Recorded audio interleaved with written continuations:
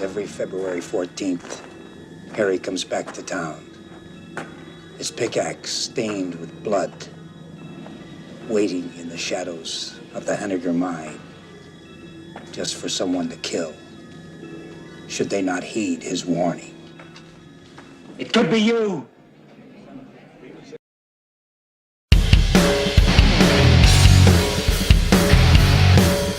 Brought to you by Podcast City Network.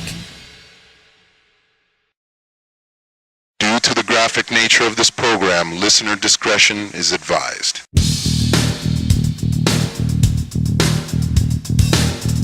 You're listening to Films of Classic.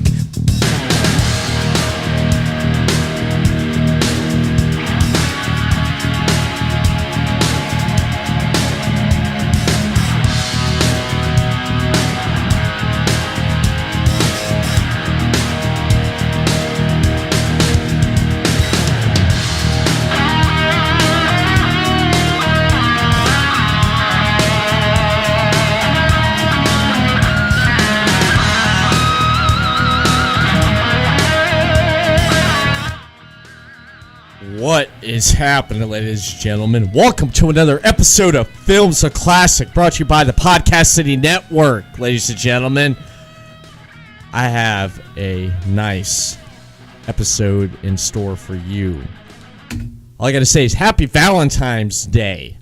This right now is released on Valentine's Day. I hope everyone is enjoying a good Valentine's Day with their loved ones. They're cuddled up on the couch.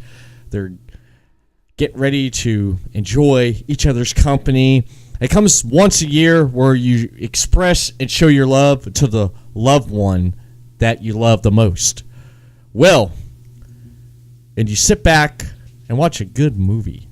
And I'll tell you one good movie that you could sit back and enjoy for Valentine's Day is on this episode of Films of Classic, brought to you by the Podcast City Network. I'm talking about My Bloody Valentine. That is right, ladies and gentlemen. That is right. That's what I'm talking about right there. What a good movie. And it'd be perfect for Valentine's Day.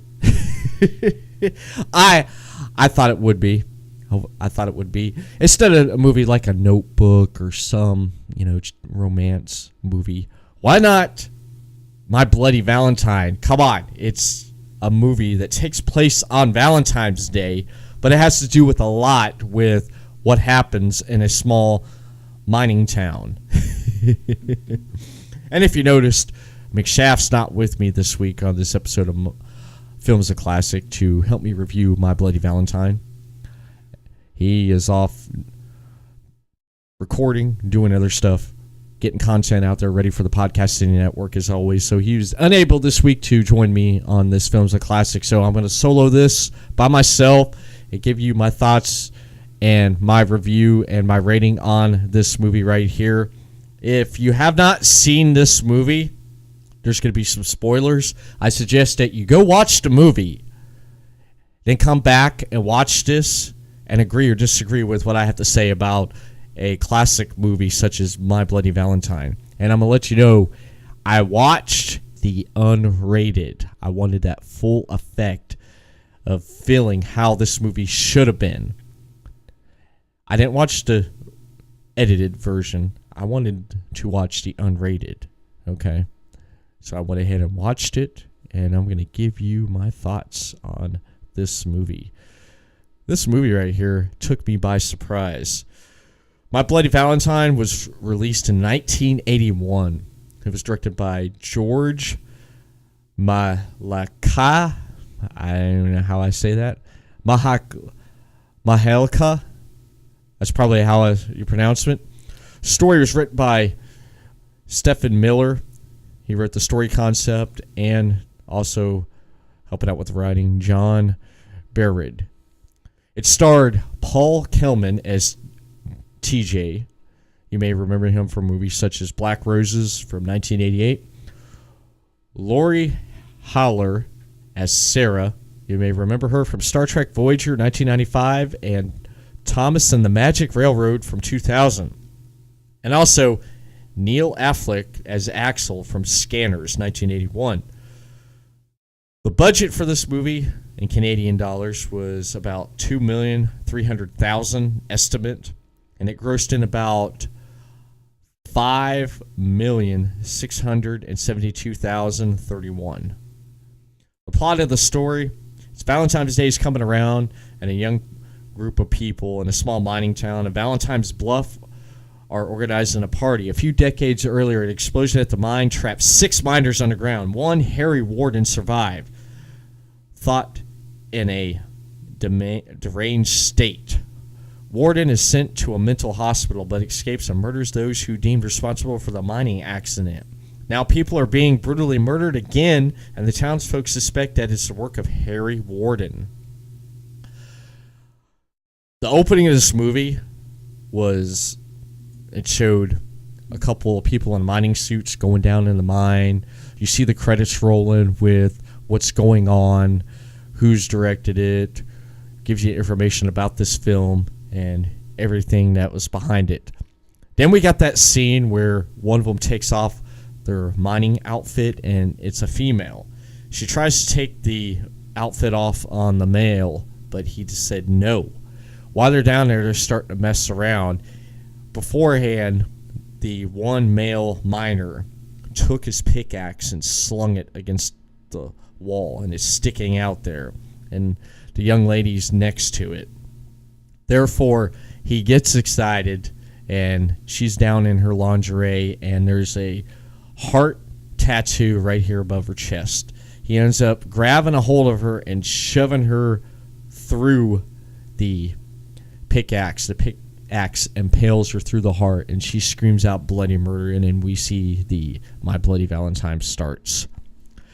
And the way this was shot, it was shot pretty damn good, because a lot of the action, that stuff happens at night. A lot of the eerie stuff that happens at night. The soundtrack was perfect. I liked the feel of it. It gave you the feel of the movie when you were watching this, what type of movie it was. And I just wanted to point it out that around this time, 1981, it came out during the boom of the slasher films.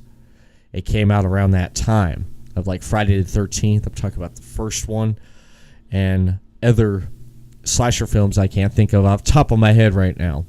But that movie came out around that time, around the slasher film boom of the early 80s. The movie itself, I mean, with it being shot, a lot of the stuff happening at night, a lot of the killings happening, and around the area of the place that it was shot, it gave you that feel. It's from, you see the workers getting off, working the mine years later after the accident, just mentioned in the plot story with Harry Warden. It's just blue collar. It's a blue collar town, mining town. People get off work 9 to 5.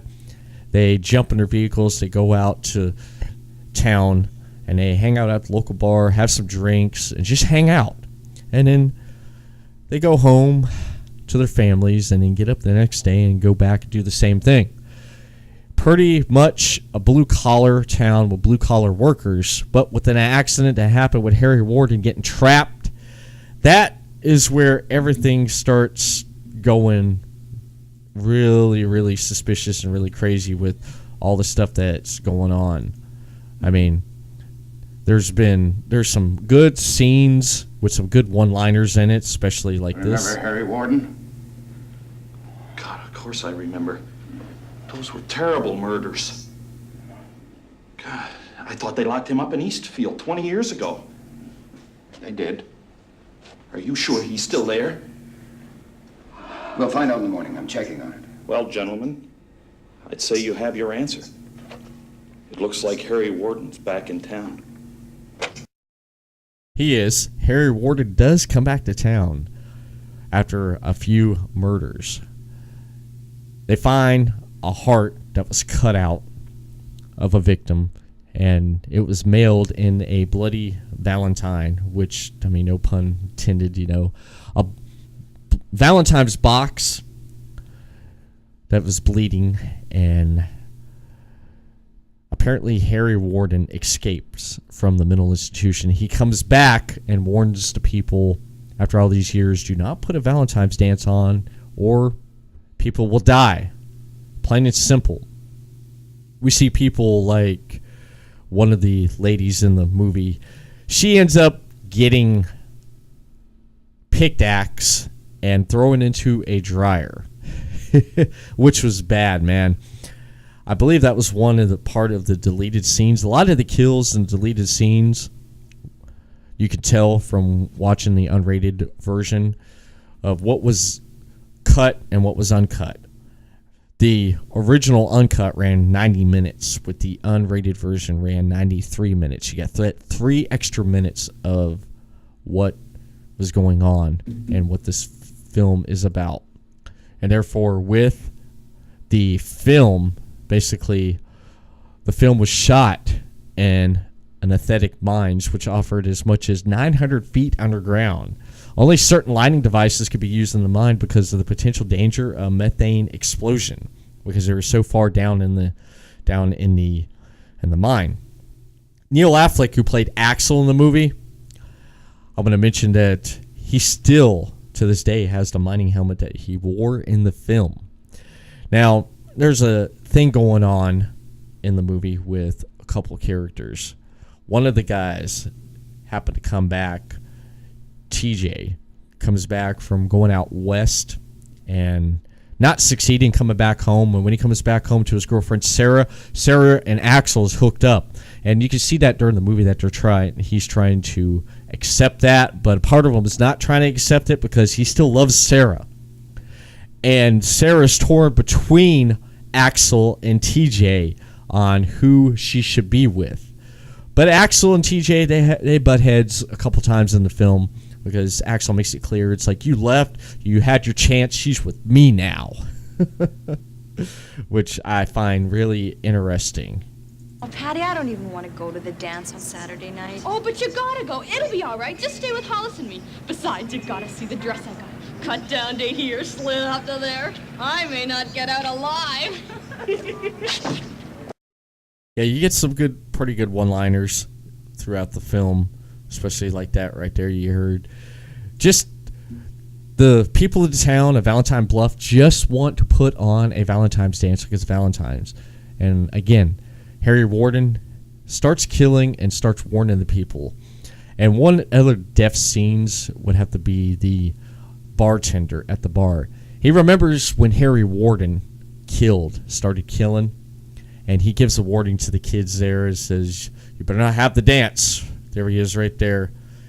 He said, y'all are going to die. Y'all are going to die. It's kind of like the Friday the 13th where the old guy on the bike, you're doomed. You're doomed. You're all gonna die. You're doomed. You're all doomed.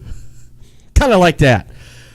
One thing I like later is he tries to scare the kids off, because after a few murders within the town, they decide to cancel the dance. Okay? They decide to cancel the dance. Therefore, he finds out the kids decide, well, we're going to still throw the party at the mines. So therefore, he goes to the mine and strings up a dummy that's like Harry Warden. And when you open up the door, he basically the way he gets it strung up, he raises the pickaxe and he's about to kill. So he keeps slamming the door, opening it, slamming the door, opening it. I believe we got the audio for that right here. Oh, Patty, I don't even want to go. Not that. Here we go. There he is. Damn kids, I'll show them. This on Harry Warren, will they? Well, I'll give them a scare they'll never forget. Really?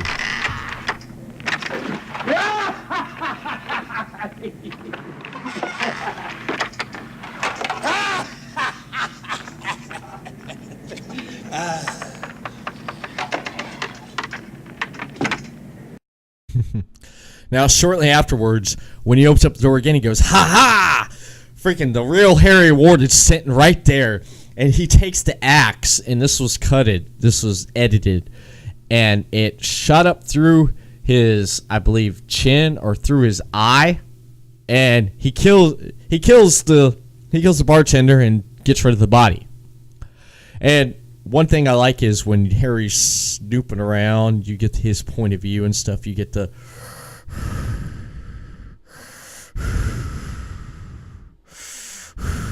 him breathing in that, and the outfit right there you see that he's wearing, and you get his point of view, and you get to hear that when you hear Harry snooping around, getting ready for the execute his next kill. You hear that,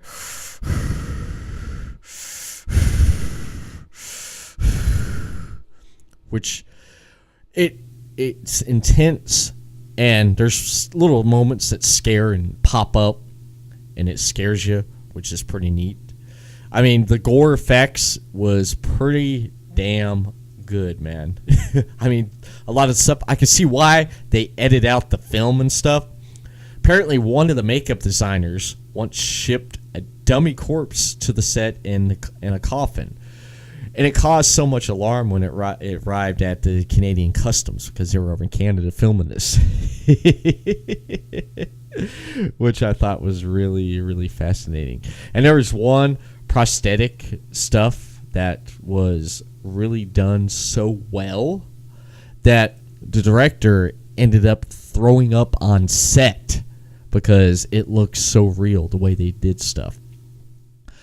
Now, as time goes on during this party, with the body count already starting to rise, and with the kids deciding we're going to have the party at the mines there at the factory, a lot of them decide to go down in the mines and explore around and take a look at stuff.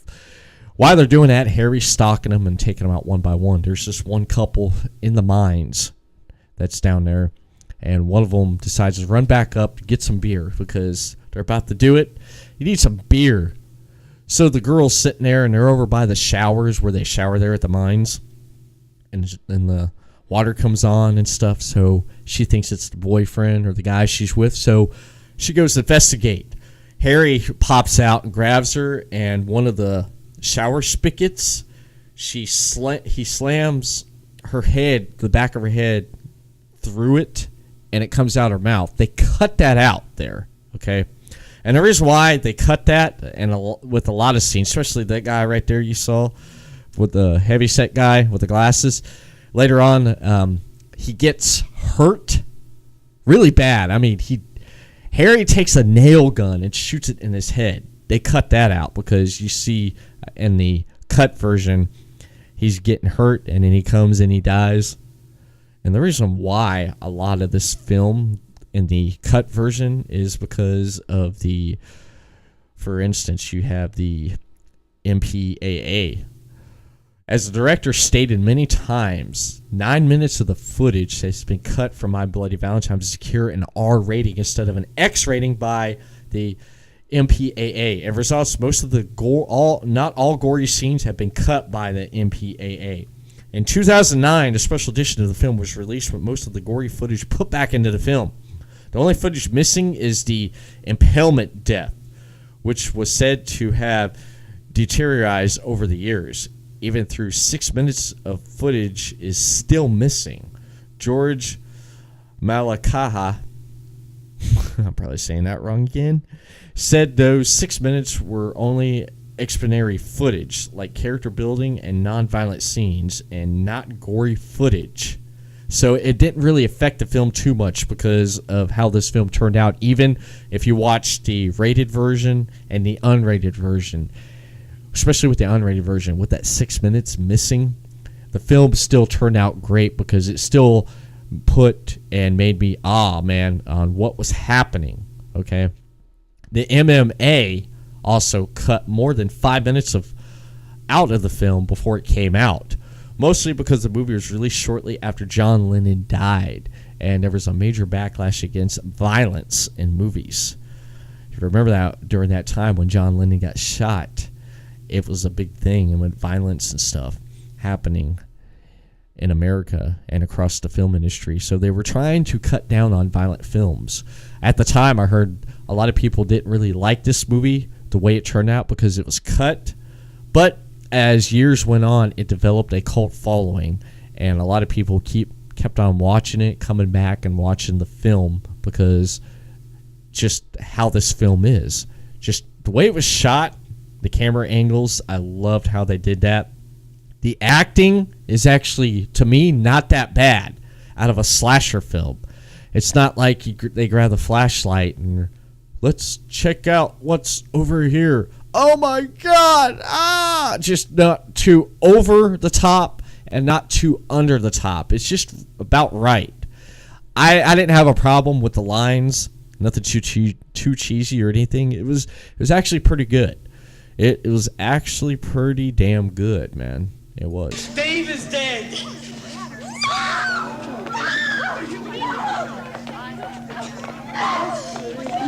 Sylvia, somebody's killed her. It's Harry Warden. He's here. Everybody, get the fuck out. Go, go, go.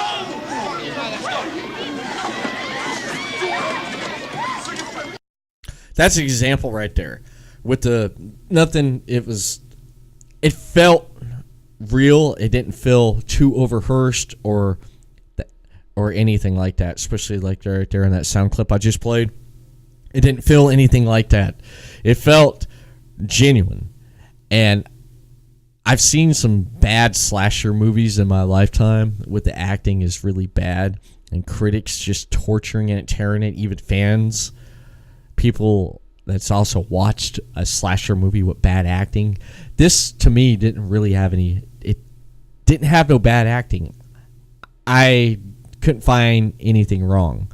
If you found something wrong, just send me out a tweet or hit me up on social media there on Twitter at the Everett Lee and let me know, because I felt like I didn't find anything bad about the acting. It wasn't too silly, too cheesy, too over the top. I found it in just a medium, just a straightforward medium, which I did really, really enjoy. I did. But as time goes on with the film, and when they're in the mines and the body count starts piling up right there, as you heard in the clip, Axel and TJ, it's up to them to go down in the mines and get the remainder of the people and bring them back up. And right there, that right there with Harry Warden and the guy over the thing of the whatever you call it, where they had hot dogs in there. He basically burnt his face and then threw them into the kitchen, into the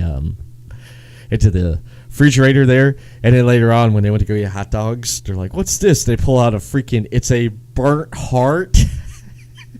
And I don't know how this. I laughed at it because the guy goes over to the fridge. He opens up the fridge, and when they find the heart to two girls at the party there, he kind of turns back and look, and there's the body right there, clear as day. They don't see it. He opens up, reaches in, grabs what he wants, and just closes the door. And you see the body there. You see the guy dead, just sitting there, just. I loved it. And then TJ and Axel, they split up, and they go down, and they try to save the girls, you know? They try to save the girls and the guys down there. Oh, gosh. These tunnels were built in the early 1800s. Really? Yeah, it's all abandoned now. We haven't worked down here in years. Not since Harry Warden. Howard! What do you think you're trying to do, you jerk? Easy, I got a hangover. Why did you guys jump? Come on, I'll get you down. Yeah, that's that one part where the guy's hanging upside down and he scares them. I didn't expect that. I kind of jumped right there myself. I really did enjoy that. I did. I thought it was pretty neat, man. that had to that happened right there. And Harry Warden pops up. They're trying to get away. They're trying to get TJ and the girls are trying to get away. The guy right there you see on the screen, he gets up with the nail gun, which was a deleted scene. I thought was pretty damn cool, man. I mean, the guy got away still, man. He was like, bam, bam, in the damn head, and he's still getting away, and he finally falls over dead. I was like, holy crap, man. I was like, damn. And I think around this time and stuff, I would have to say the way some of the stuff that Harry Warden killed his victims with, like especially nail gun.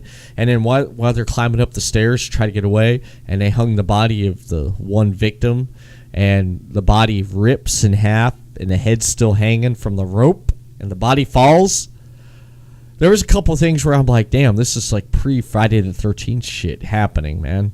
Especially with the nail gun. It was like, bam, bam. The guy's just like, ugh. He's still, he still had to get away, but if he got away and he lived, guy would be a vegetable, man. It's like having your like a nail gun shot into your brain. God, what a fucking way to die. Damn. And then the hanging with the head coming off, with the body coming off, and then them going back down. And eventually, with them running around the mines and everything, word gets out that Harry Warden's down there killing, and so the cops have to come and everything. Tommy Whitcomb, what the hell's the matter with you anyway? Where's your brain? How many times have I told you not to listen to me. You have to go to the mine. We were having a party and Harry Warden started killing everybody. Warden. Harry Warden is at the mine. There's a bunch of kids trapped down below. Axel and TJ are trying to get them out. He killed Sylvia and Dave! All right, get back in that car and get home and stay put. Go on!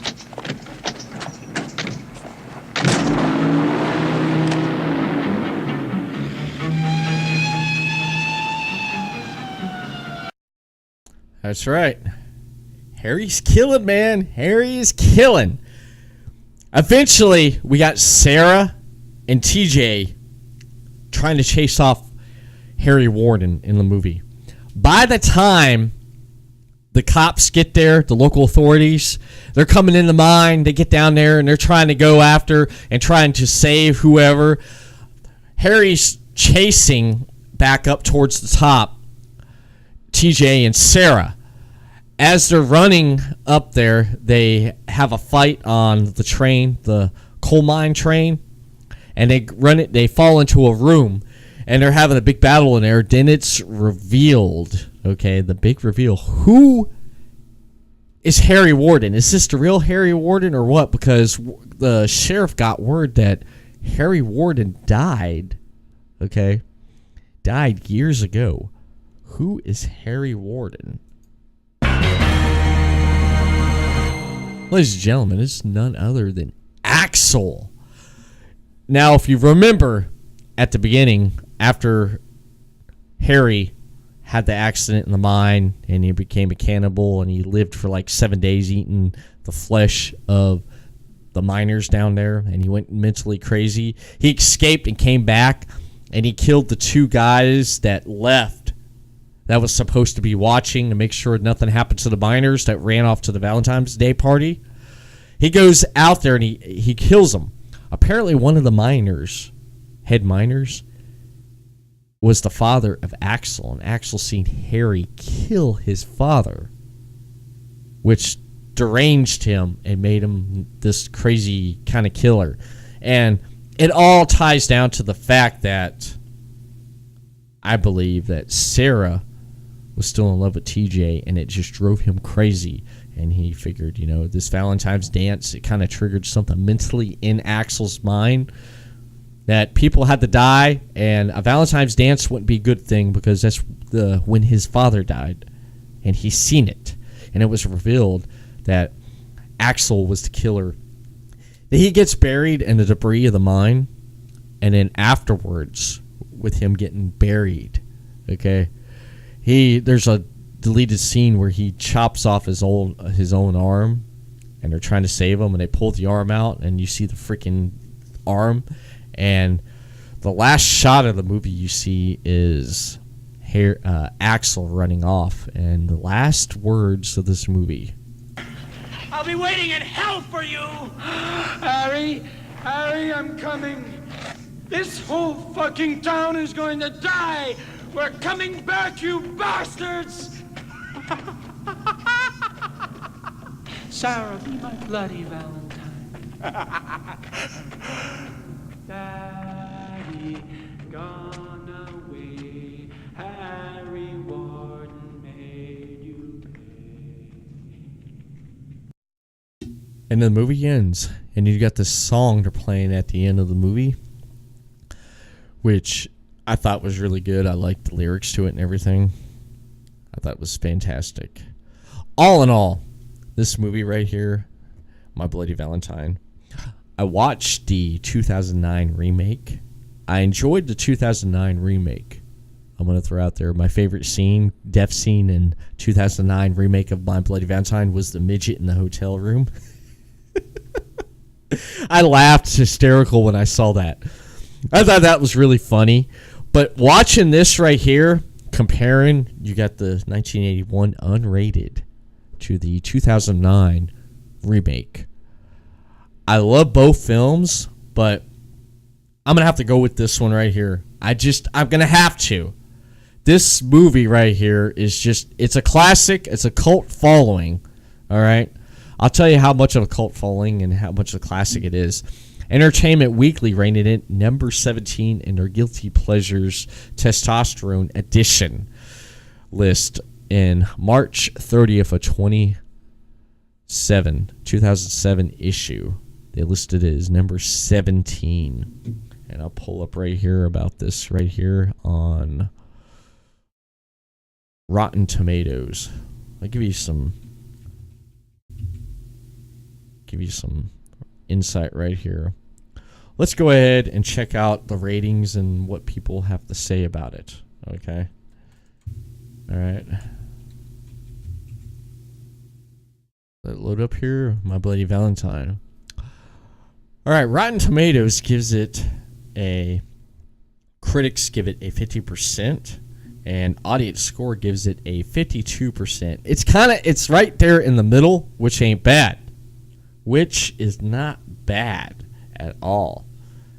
And read some of the critic reviews for this. This film is slightly better than most slice and dice efforts and contains several genuine surprises. Has a sense of place matched by literally no other slasher film I've seen. The dialogue is laugh out loud hilarious at times, and you gotta love the dated tune as far out fashions. Old school slasher film is too gory for kids, which is true. As slashers goes, My Bloody Valentine is fairly standard stuff, and yet the film contains a pleasuring atmosphere, turning a day dedicated to love into a day to be feared. That's a good way to say it. Standard slasher fares with attempts of being whole unit. It's different than Halloween. This one is Valentine's Day. That's right. Audience, let's see what they have to say. We have one here. Normally, an overabundance of Dutch angles would reignite whimsy memories of Battlefield Earth and its tightly ignorant imagery. But when they are in a bind that accumulates with the supposedly erotic sex scene, they could be easily forgotten. However, the romp is 2 minutes short when blonde bombshell is impaled through the axe, and this guy goes on and on and on. He gave it 2 stars. Okay, not bad.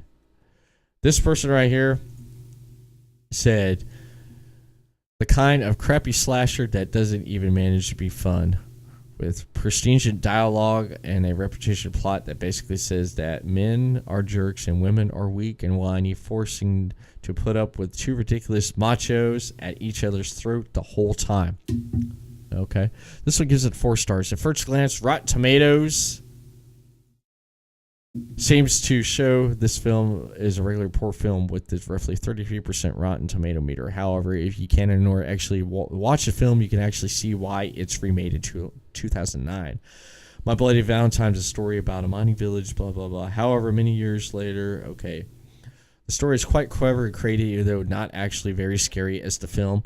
It is a good film, coincides slasher film with some very clever use of symbolic upside-down hearts, and along with the same lines of upside-down crosses Satanists use, and even clever ending.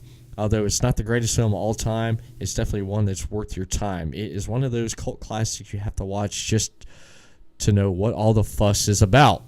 Which you do if you have not seen this. I suggest that you go ahead and see it. And of course, we have IMDb which I got most of the information for this film off of that website right there, ladies and gentlemen. If you ever want to go over to IMDb, you could type in My Bloody Valentine, the 1981 version, and you can see some of the facts and stuff that I brought and mentioned right here on this episode of Films Classic. That's where I get most of my source material from. However, I do hit the Wikipedia when I cannot find something, but all in all, that right there is user reviews. Here we go. Nope. Wrong thing right there. Trying to find. Okay. There we go. Got 158 user reviews here. One person gave it a 10 out of 10. You got terrific. You got a 8 out of 10. Give them hell, Harry. You got a 7 out of 10. A 7 out of 10. 8 out of 10. 8 out of 10. 10 out of 10. 7 out of 10. Pretty average review coming in. The reason why I listed and talked about my Rotten Tomatoes for this film is because they are so critical. And a lot of people used them for reviews and wanting to know what people think. However, I like IMDb. IMDb gives it a 6.2 out of 10. After watching this film, the pros about this film. I love the story of the slasher. Who is it? Who's killing? Is it Harry or is it not? I loved how the scenes were shot at night. A lot of action happens, some jump out moments, some laugh out loud dialogue, which I found entertaining at its most. The characters I found was basically blue collar workers. You expect 9-to-5ers trying to make it, and just like I mentioned, to go to work, get off work, go hang out at the bar, have some drinks with their friends, bullshit, talk about whatever's going on, go home, get up next morning, repeat the whole thing in this small town. It's a small town, for God's sakes, okay? The cons, there's times where I felt like I just the gore, the gore factor, I don't mind it, but I don't really watch slasher films and horror movies that much because of the gore, and that's what usually gets me. It was done really good. Let me put that with the pros. It was done really good and excellent. However, okay, the cons, I just felt like at times there was some dialogue where I'm like, really, for God's sakes. But in a way, I couldn't actually find any cons with this movie because I enjoyed it that much.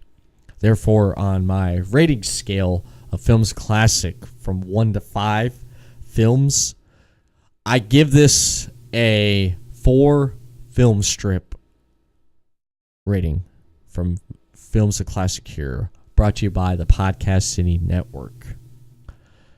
And I believe that's pretty much all I have to say. There's nothing more I got to say about this film other than that. If you haven't checked it out and you want to watch it, something on Valentine's Day, I suggest that you cuddle up on the couch with your loved one and you check this movie out here, ladies and gentlemen. My Bloody Valentine, the 1981 version. If you get a hold of the unrated version, watch that. Okay? Definitely watch it out.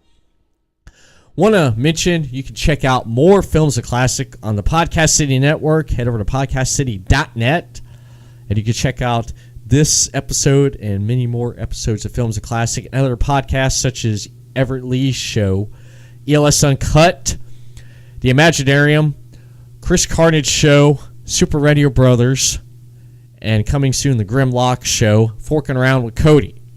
You can check them up on Facebook at facebook.com/Podcast City Network or hit them up on Twitter at Podcast City Net. There you go, ladies and gentlemen. That is it for this episode of Films of Classic.